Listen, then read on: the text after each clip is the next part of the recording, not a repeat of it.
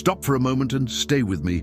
If I tell you that in the next few seconds you will feel the future gently tapping your shoulder, will you continue or look away? Choose now. Because it is at this point of hesitation that the course changes. Time doesn't shout, it whispers. And the whisper only finds those who are still within. She's here. She doesn't demand attention. She creates silence. She doesn't promise answers. She offers presence. With her eyes closed, as if reading marks on the wind, she feels the air and finds a thread of light that crosses the room. 2025 isn't a date for her. It's a corridor of breaths. Each step forward is an intimate agreement with what doesn't yet exist.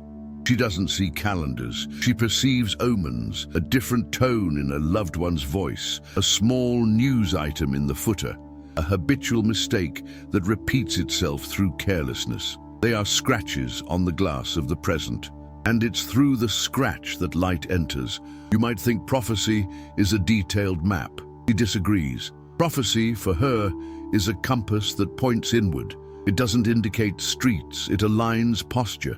It doesn't guarantee the route, it demands constant attention. Ancient names pass by like constellations. We remember Nostradamus, we remember Baba Vanga. Natural curiosity. How could they write about things we would only see centuries later? She doesn't celebrate the success, she asks why. Why do certain phrases endure when so many others are lost? Because they were written as resilient metaphors, honed to survive the wear and tear of noise. Do you feel the tension? It's the first micro-conflict, the desire to know versus the fear of knowing. The brain craves security, but the imagination raises questions. What if I know too much and become paralyzed? What if I know too little and fall behind? He answers silently. The danger isn't in seeing or not seeing. It's in denying what has already been seen. Those who push the truth into a corner only increase the shadow they fear. She walks around the room as if collecting fragments, a folded newspaper, an impatient comment, a number that doesn't add up. None of this is definitive, but everything points to something. Have you ever noticed how small signs repeat themselves when we're about to make an important decision? A familiar phrase appears in different places, a random face returns on the subway, an exact time keeps popping up on the phone screen. Coincidences provoke the mind. She calls them convergences. They're not guarantees, they're invitations. We talk about the future and think about major events, but she insists on even the smallest changes. The world changes when you change the question.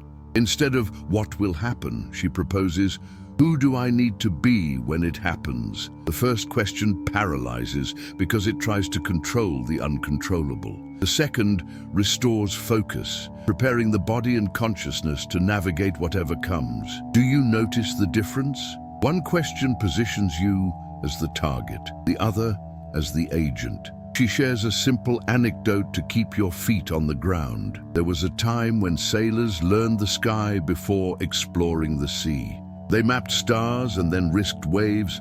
Today, we look at charts and forget the sky. She doesn't condemn this. She simply points out the consequence. When you abandon reading from above, you lose track of the tide. And without a tide, even a shallow lake can drown. This is the second micro-conflict. Speed versus direction. Running isn't moving forward. Moving forward is adjusting your pace to the terrain and the horizon. Have you ever had the feeling that something important is about to happen, and without knowing what it is, you tidy the house, open the windows, drink water, and breathe more deeply? This isn't superstition. It's organic preparation. The body understands signals before the mind. It smiles when you realize this, because deep down, you've always known. What we call mystery is often the part of us that hasn't yet had the courage to speak. She brings her hands closer to a lit candle. The flame doesn't burn, it educates, it teaches focus. Every light is a choice that consumes something. Want clarity? Will you be willing to offer something in return? Time, an old opinion, a habit that no longer fits? What if your haste is the first thing to burn? Haste is a disguise for fear. When fear is named, haste dissolves. It's the third micro-conflict, urgency versus purpose. Urgency demands quick answers. Purpose demands the right questions. To provoke you, she raises uncomfortable questions. Is what you call destiny, in fact, inertia? Isn't that suffocating routine a self-fulfilling prophecy written silently every day at 6 in the morning? And when you scroll in search of distraction, isn't that same gesture pushing away the conversation you should be having? Does it hurt to read this? Good. Pain that guides is a compass. Pain that paralyzes is a trap. She asks you to do a simple test right now. Think back to the last big mistake you made. Not to punish yourself, but to see the pattern. When did the mistake begin? In the impulsive response? In the automatic gesture? Or in the small concession you called no big deal? It's in those inches that the big twists and turns of the road begin. And that's why she advises, watch the inch. The kilometer is a consequence. There's a question that haunts us. If the ancients saw far, what exactly did they see? Inevitable tragedies or probable trajectories shaped by a series of small choices. She leans in and says calmly, future catastrophes are not monsters hidden behind the curtain. They are the sum of negligence. When the sum changes, the result changes too. This statement isn't empty poetry. It's practical. It's a repeated decision. It's the courage to reject what distances you from yourself and to accept what makes you whole within a demanding time. You might ask, why begin like this, with inwardness, if we're going to talk about prophecies and world movements? Because without a central point, any news becomes a storm. Without a central point, every warning becomes panic. And panic doesn't prepare anyone, it only consumes. It wants you to be lucid. Lucid enough to realize that the announcement of the future isn't meant to scare you. It wants to hold you accountable. There's a profound calm in this understanding. Calm isn't passivity. Calm is power under control. Now pay attention to what isn't said. There's something vibrating in the space between sentences. It's the fertile void that precedes a revelation. She feels it, and so do you. The air changes temperature. When breathing finds a rhythm, thought finds an edge. And when thought finds an edge, it's possible to name what was once just missed. You're still here, and that matters. Most people abandon the journey when the silence begins to reveal what they try not to see. You stayed. This changes the kind of future that can reach you. Not because a secret blessing fell from the ceiling, but because your availability opened a passage. The future isn't a closed film awaiting release. It's a living script awaiting co-authorship. It looks at you as if to say, sign with conscience. Before we move on, she makes a simple gesture. She blows out the candle with a short puff, letting the smoke trace lines in the darkness. It's not an end, it's a transition. As the smoke dissipates, something remains suspended, ready to take shape. You realize there's an ancient name waiting, a name many pronounce cautiously, as if touching a fragile object. She touches the cover of a worn book, and the leather crackles with a sound that seems like a discreet warning. If you've felt the vibration thus far, remember this final question. What if the words that have spanned centuries weren't meant to predict dates, but to train our vision? If so, what do we do with them? How do we listen to them without fear or fanaticism, with firmness and discernment? He lifts the book and remains silent. In the relief of the cover, a name. And the silence becomes a blunt invitation. Open with me, because the next page isn't just history. It's the mirror where you decide who enters the time to come. If I say an ancient verse can change the decision you make tomorrow morning, do you consider that an exaggeration? She doesn't. She holds the book lightly, like someone holding a glass of water about to overflow. The leather is worn. The edges speak of long journeys. But nothing here is a relic. Everything is an instrument. The man behind these pages wrote quartets to avoid being tamed by the calendar.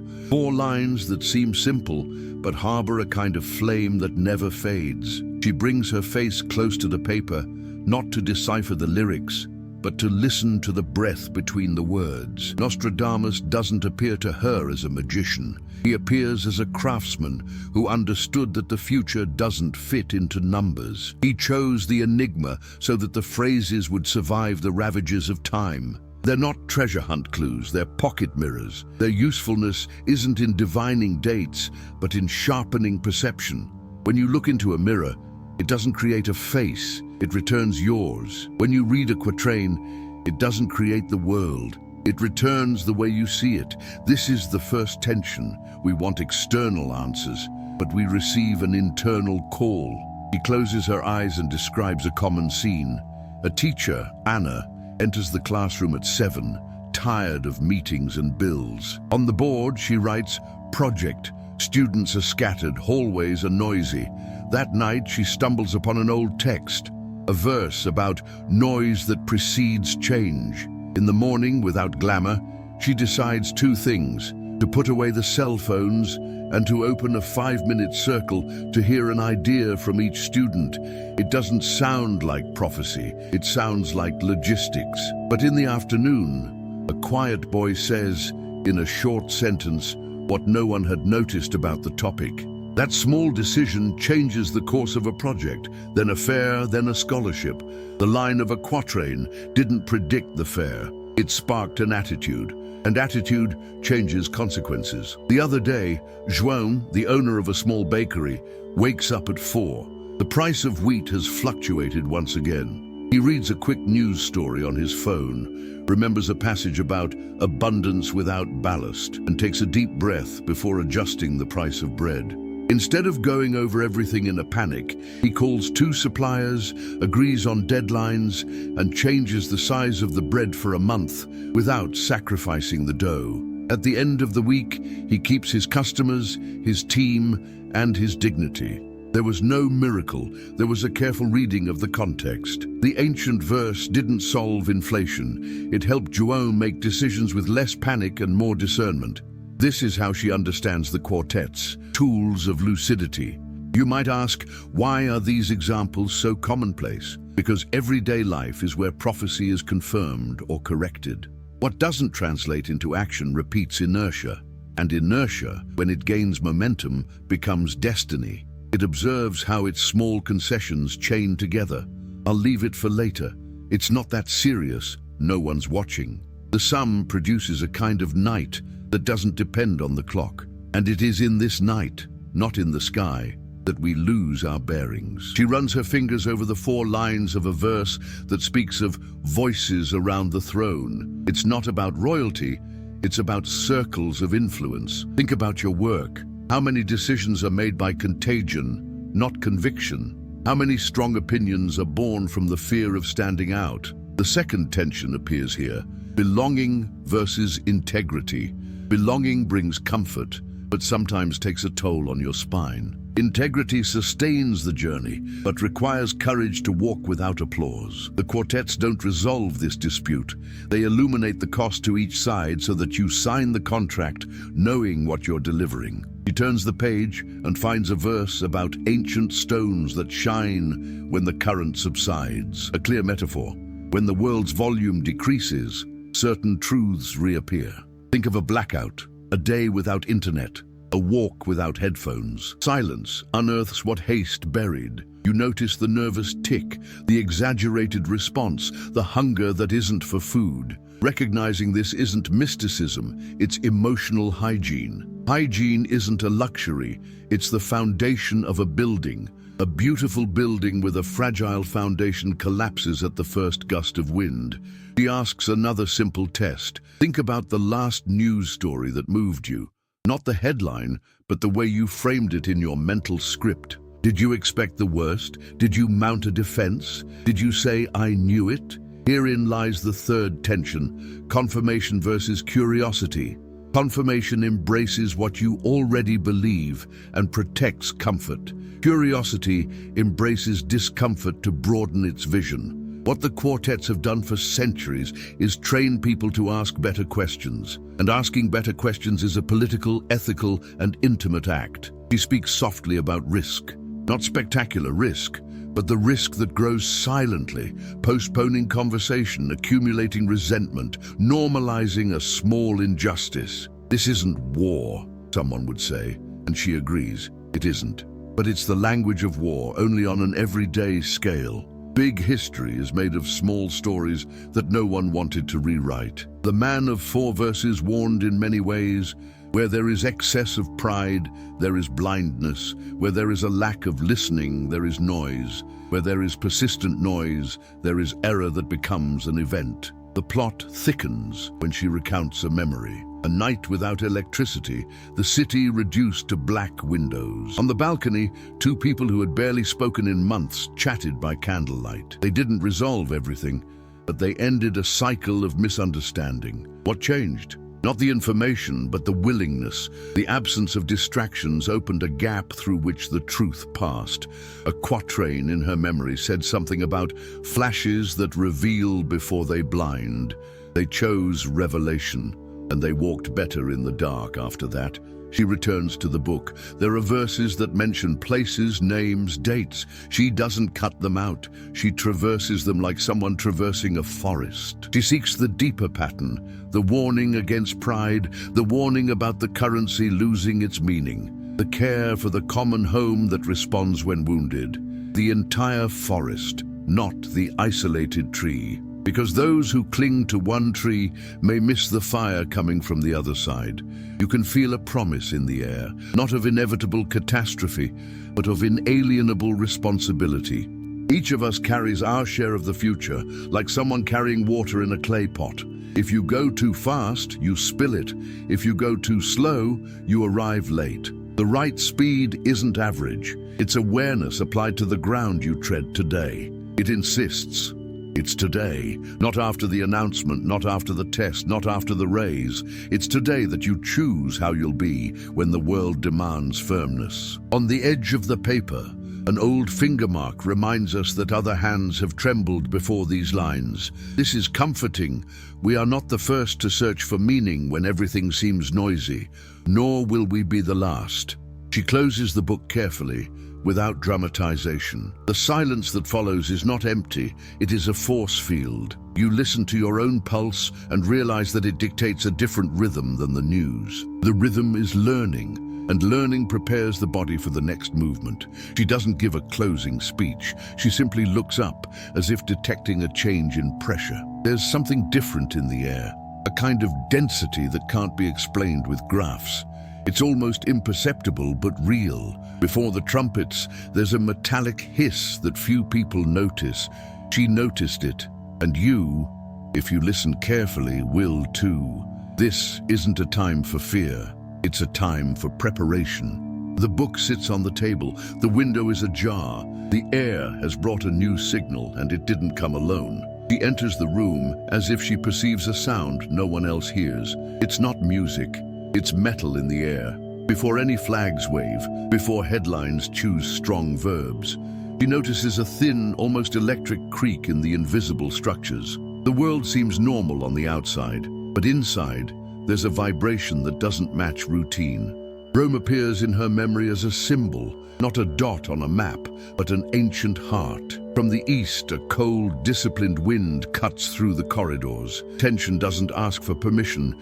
It settles in when language begins to fail. The first floor is subtle, pronouns that separate, sentences that remove the subject from responsibility, adjectives that inflame without adding rigor. Have you seen this today? A leader who talks about them as if we had disappeared. A headline that turns doubt into certainty to gain clicks. A conversation that slides from disagreement to dehumanization. He calls it the grammar of war.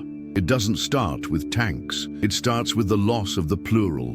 To prove this isn't an abstraction, she describes 3 screens. In the first, an app suggests increasingly aggressive content because you paused a second too long on the previous video. In the second, a supply chain shortens for economic reasons until a single delay causes the entire system to cough. In the third, a simple map of undersea cables shows bottlenecks that no one remembers until a silent outage knocks out communications. These are technical details, but they tell the same story. Systems become fragile when they lose redundancy and nuance. Quick pause. When was the last time you traded speed for redundancy in your life, and it saved you? She presses her ear to the window frame and explains that every climb has a repeated script. First, noise, then fear. Next, hasty decisions in the name of safety.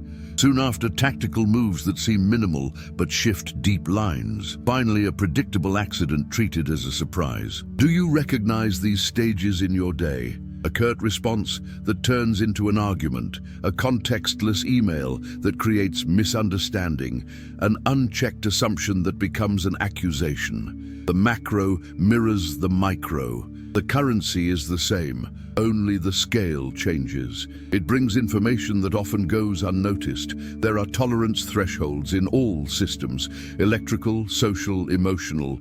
When pressure exceeds the threshold, the system changes state. There's no cinematic suspense. There's social physics. Small, repeated actions overcome the threshold and reconfigure everything. A simple example, a city that slowly reduces its capacity for dialogue and increases its capacity for noise. The sense of normalcy persists until some spark, a sporting event, a local crisis, a poorly explained rumor, sets off a chain reaction.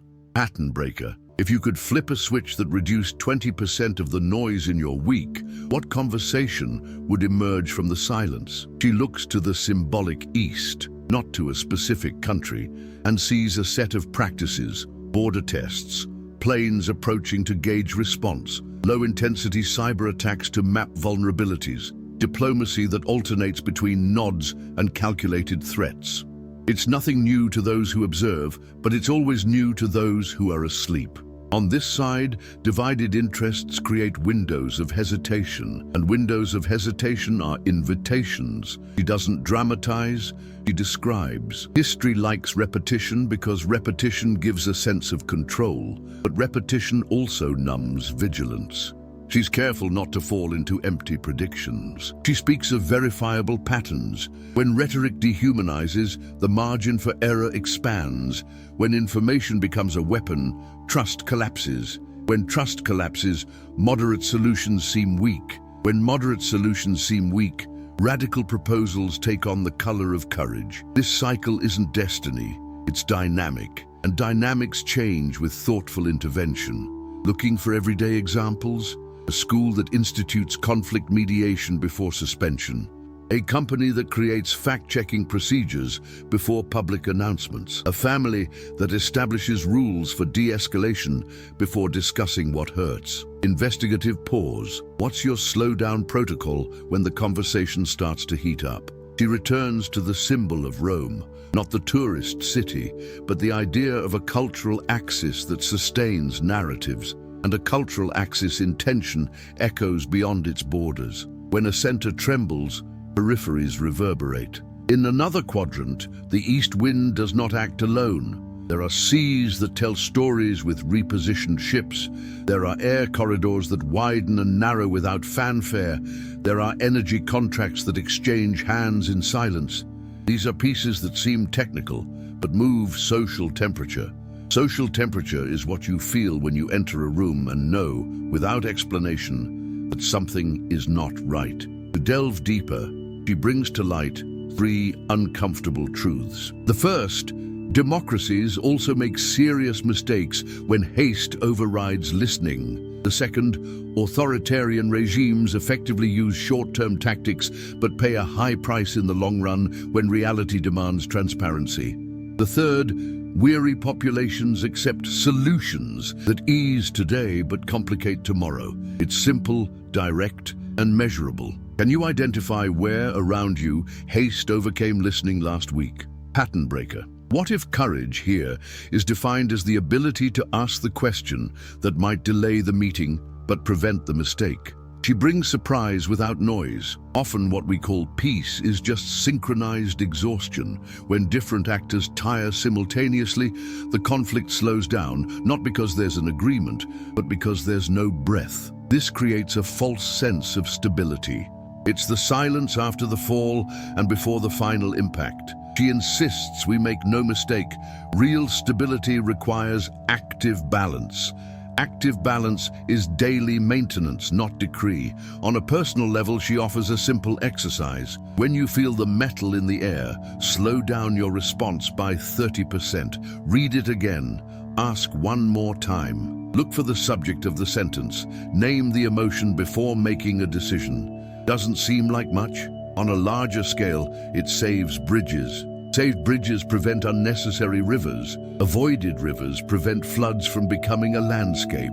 The act of curbing an exaggeration today can prevent an institutional exaggeration tomorrow. She knows you're expecting a definitive announcement, a timeline, a map with arrows and deadlines. There won't be one. What she offers is more demanding, a method of reading. Read temperature, read noise, read thresholds, read redundancy, read the plural. Not to escape the world, but to be fully present in it when the world demands its presence. New information here isn't a scoop. It's the clear connection between patterns that seemed scattered.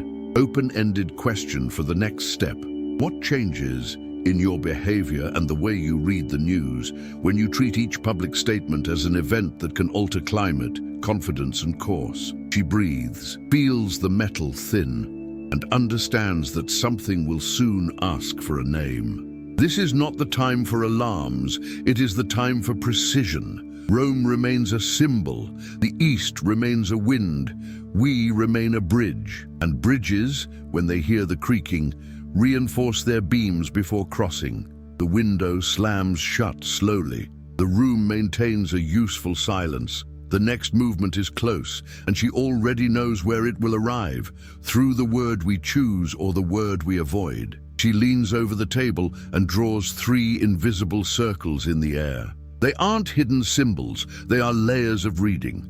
First what we see, then what sustains what we see. Finally, what decides when everything changes state. Her voice doesn't rise, but the atmosphere changes density. The sensation is of diving. Time slows down as if making room for an understanding that doesn't fit within the ordinary rhythm. Her purpose is simple and demanding, to transform premonition into practice, not to conquer the world, but to stop being dragged along by it. She begins with a short story. An emergency room on a rainy morning. An exhausted doctor notices that medication errors increase when the hallway gets crowded. Nothing new except one detail.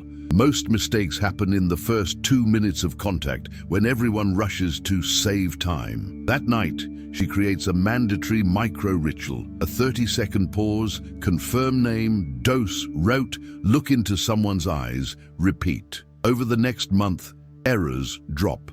There was no expensive technology, no decree.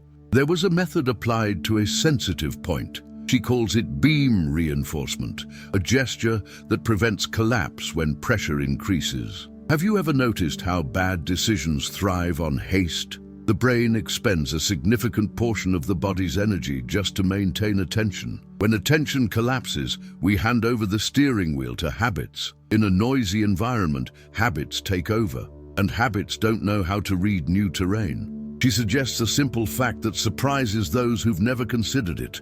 Reducing response speed by 20% at critical moments usually improves the accuracy of choices and reduces rework.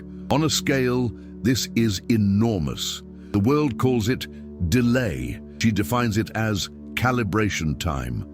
She brings up an unexpected fact that lives in the infrastructure and almost no one sees. A submarine cable, so thin compared to the grandeur it carries, can be damaged by a poorly placed anchor, affecting the communications of millions. This disproportion is instructive. Small things, poorly maintained, can bring down large structures. In ordinary life, the cable is the conversation you avoid. The anchor is the assumption you drag along without realizing it. An invisible cut, and the house goes into failure mode. She insists, treat the cables. To make this usable, she asks you to adhere to 3 simple practices. The first is conscious redundancy. 2 sources, 2 perspectives, two scenarios. Redundancy isn't a luxury, it's a buffer. The second is restored plurality, replace they with specific people with specific reasons. The third is contingency rehearsal.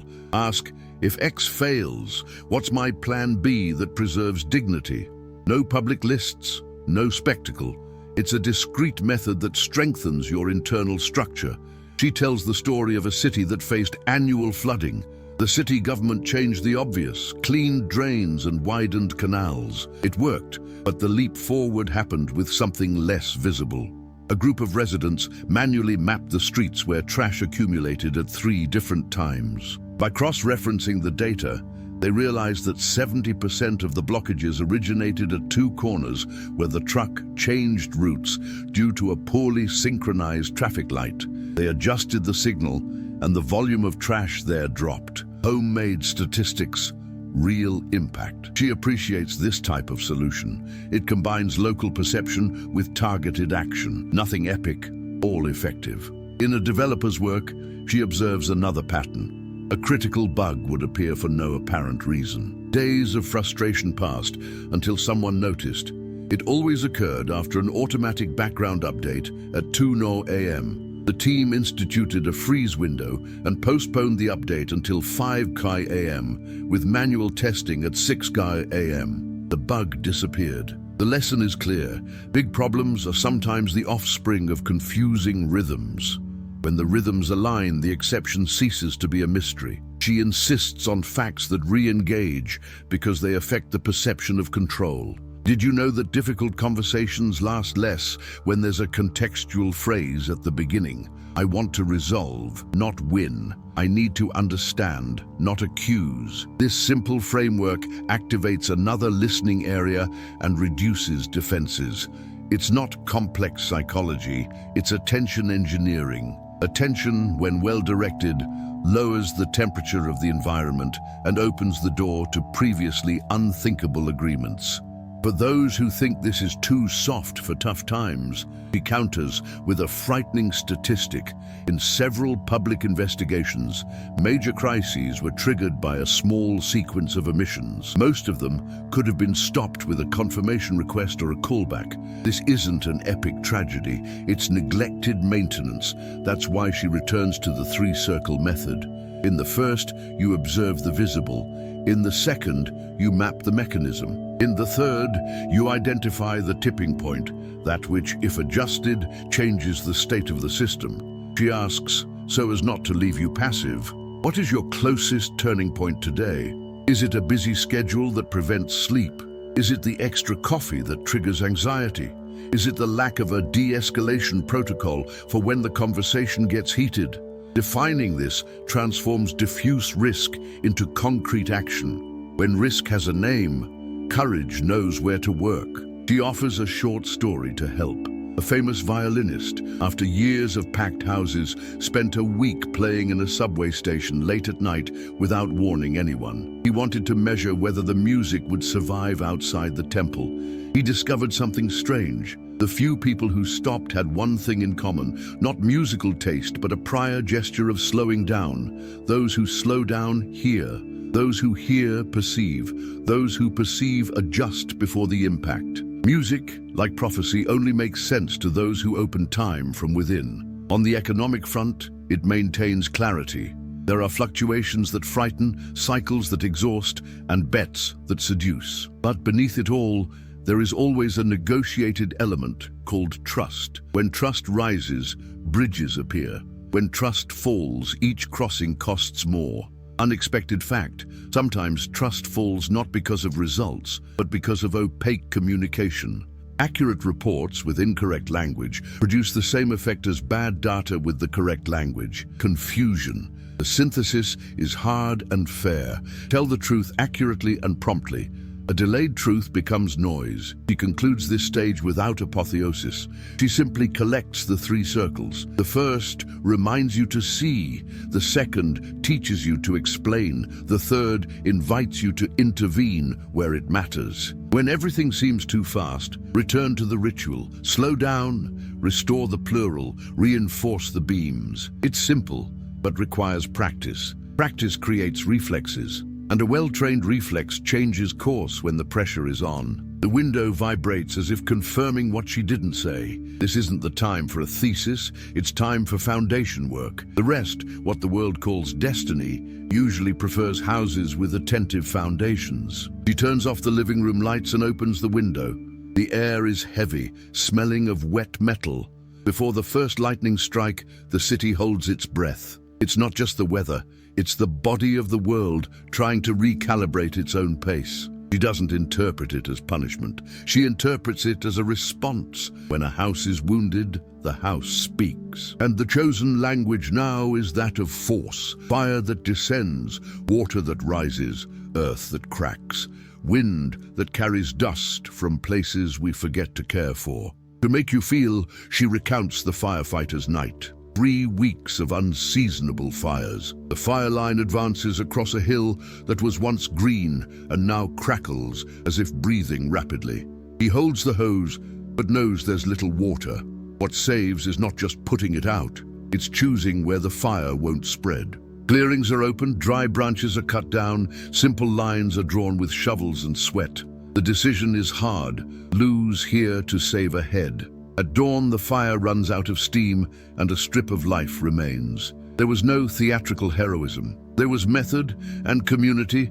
It crosses the scene and takes you to the shore. A fisherman returns early. The tide anticipated movements he only saw during storms. The rocks where he cast his net are covered. The water laps at ancient steps as if revisiting a border.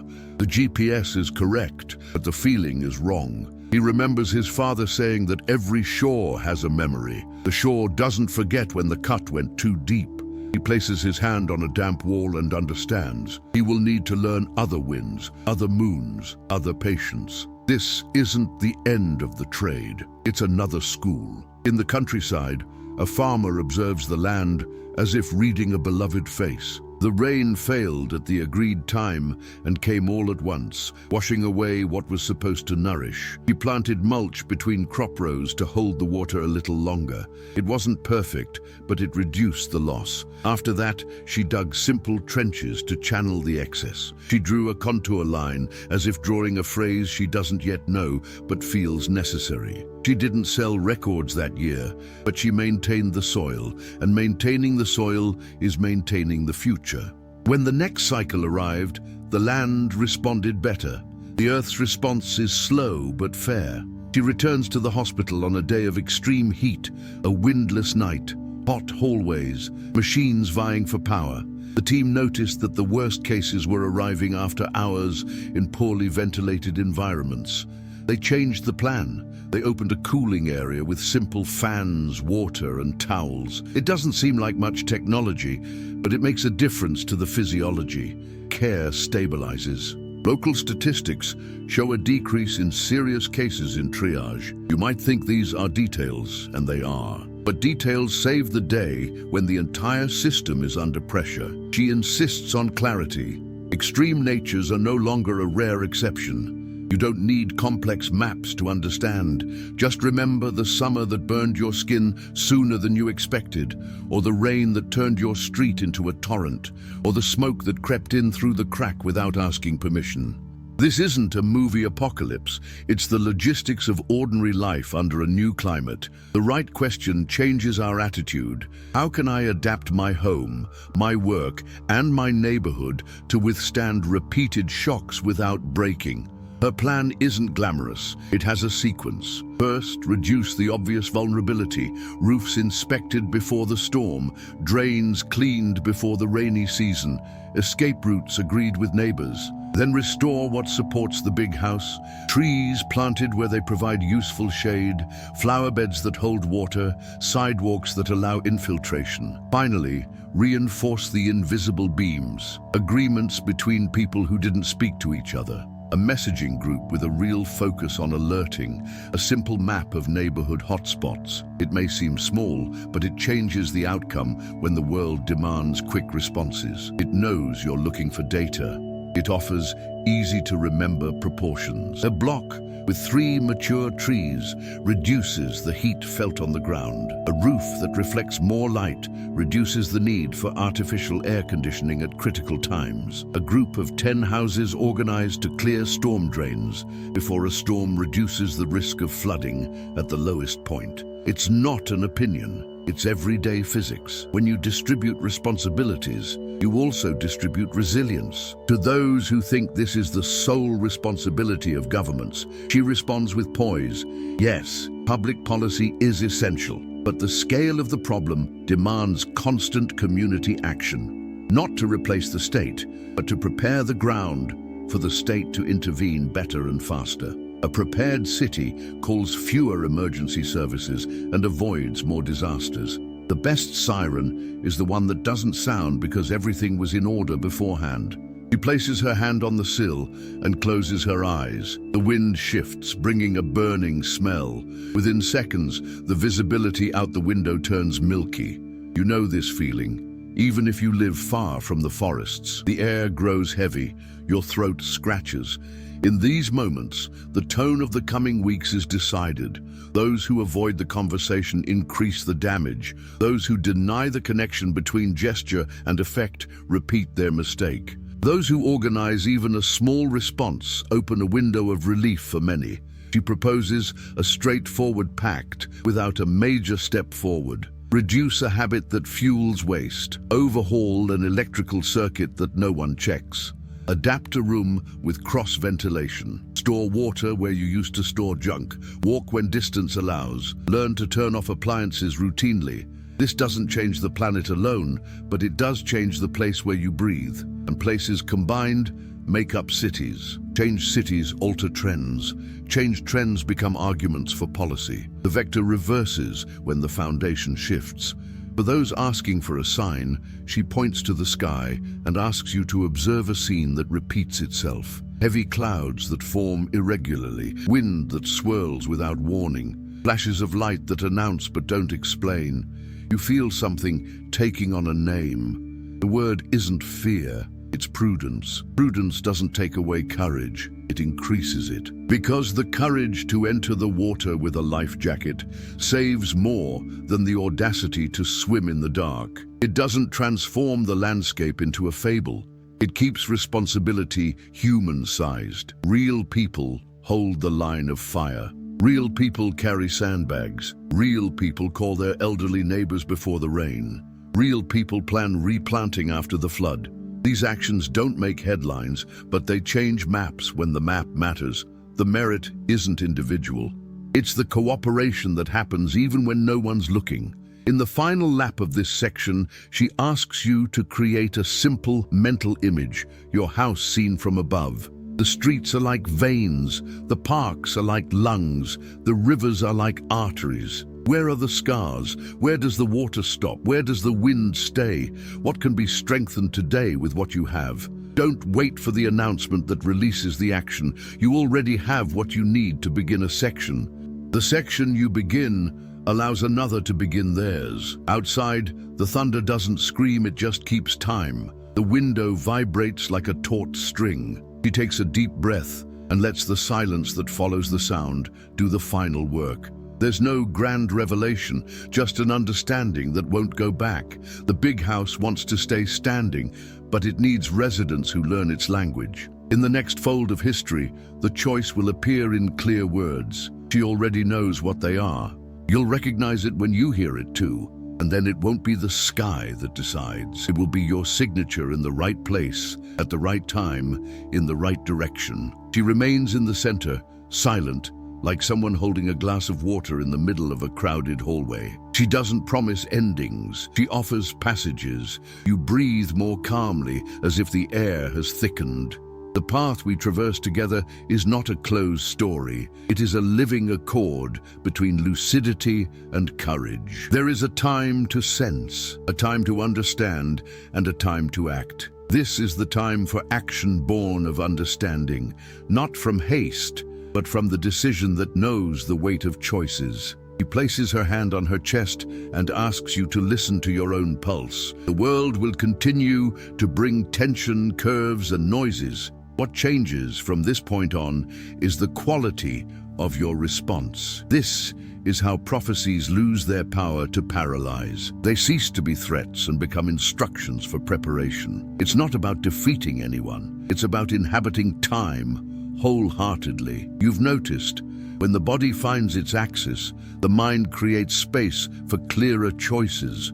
When choices are clear, daily life takes on a new geometry. Before the plan, she offers a simple invitation. Close your eyes for a minute. Quietly name something you've been avoiding. Now open your eyes and choose a small gesture that will lessen that detour. Don't wait for a big break. A single adjustment today changes an entire path tomorrow. The destination you fear is often the sum of small omissions. The courage you desire is often the sum of small acts of clarity. It's time for the strategic plan. It's not a heavy manual. It's a realistic and straightforward field guide for you to internalize and turn what you've heard into action. Over the next 24 hours, practice the ritual of slowing down. Before each important decision, pause for 90 seconds. Breathe, reread the message, check the subject of the sentences, and name the emotion present. If there's anger, write 2 lines and wait 10 minutes. If there's fear, look for an objective question that fear is trying to hide. This slowing down reduces errors, avoids rework, and prevents small noises from escalating. Even today, adjust a physical point in your home. Clean a drain, check a circuit breaker, separate water and a flashlight in a fixed location. The house appreciates concrete actions. The body feels the security of it. Over the next 7 days, restore plurality in your conversations. Replace vague labels with people and facts. When reading a news story, ask, who said it, based on what, in what context, with what interest? Reduce exposure to content that quickly inflames and provides little information. Choose 2 different sources for the same topic. Note the differences. Apply the same principle at work. Before sending a statement, ask someone who thinks differently than you for a fact check. This doesn't delay things, it saves bridges. Later this week, start a micro-agreement with 2 people in your life, a neighbor and a colleague. With your neighbor, agree on a simple routine before heavy rains. Check storm drains, pick up loose objects, call anyone who needs help. With your colleague, create a de-escalation protocol for difficult conversations, a 5-minute break when the conversation escalates, and a follow-up focused on the common goal. The cooperation you practice in small ways becomes a habit for big ones. Over the next 30 days, create a straightforward risk and precaution map. Draw your street, mark flooding points, shaded areas, and wind-blocked areas. List what depends on you and what requires an official request. Make the request clearly, without hostility, with data and photos. Put together a simple kit at home: water, hygiene items, basic medicines, documents in an envelope, and contact information written on paper. Update the list monthly. At work, draw up a simple contingency plan. If the system goes down for an hour, what maintains the dignity of service? Who calls whom? What is the standard message that informs without alarming? Dignity is the measure that preserves your peace and that of others in critical moments. It also includes trust training that starts with you. Once a week, choose a useful act of transparency. Admitting a limit, correcting information, adjusting a deadline in advance. Transparency reduces the social cost of unexpected events. When you announce early, you create space for solutions. When you announce late, you create noise and break trust. And trust is the currency that makes any journey cheaper. Every Sunday, review the week with 3 questions. What have I learned? What needs strengthening? What can I be grateful for? Gratitude here isn't a slogan, it's attention hygiene. It makes you look at what sustains you, not just what's missing. For the emotional dimension, she proposes a 15-minute daily focus ritual. Start with 3 minutes of simple breathing, then write 6 lines, 2 about something you did well, 2 about something you need to improve, and 2 about a gesture of care for someone. Finish with a minute of silence. This method reorganizes the mind, reduces impulses, and increases the accuracy of your choices. If you fail one day, don't turn the mistake into an identity. Start over the next day without drama. Consistency is born this way, in the small things that persist. You might ask if this is enough in the face of such enormous forces. She answers without arrogance, no one changes the world alone, but everyone changes the field they tread on, and fields combined form cities. Cities combined put pressure on systems. Systems under clear pressure adjust their course. What you call small is often the difference between collapse and respite. The future that frightens us doesn't need to come true if enough people practice shared responsibility.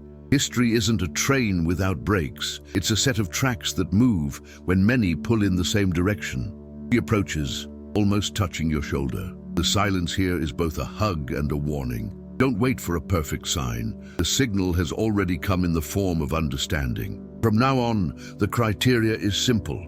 Every action that increases lucidity, reduces noise, strengthens bonds, and improves preparation deserves space in your day. Anything that does the opposite needs to lose its place. You know how to recognize it. The body warns, the mind confirms, and the heart, when not in a rush, calmly approves. I want you to remember one final image. The large house, seen from above at dusk, gradually turns on its lights. It's not an explosion, it's a sequence. One window, then another, then another. Each light turned on is a concrete gesture, an honest conversation, a clean drain, a finished kit, a clear request, a restorative rest. From afar, the city seems to breathe easier. Up close, you feel like you belong to something worth sustaining. Not because it's perfect, but because it's real and actionable. If this path touched you, I warmly and firmly invite you to subscribe to the Fate Forecast channel, like this video, and share in the comments what you feel, what you're already doing, and what you plan to start now. If you prefer, share anonymously. Your experience may be the light someone else needed to see today. Thank you for walking this far. The next step is already within you, and he knows the way.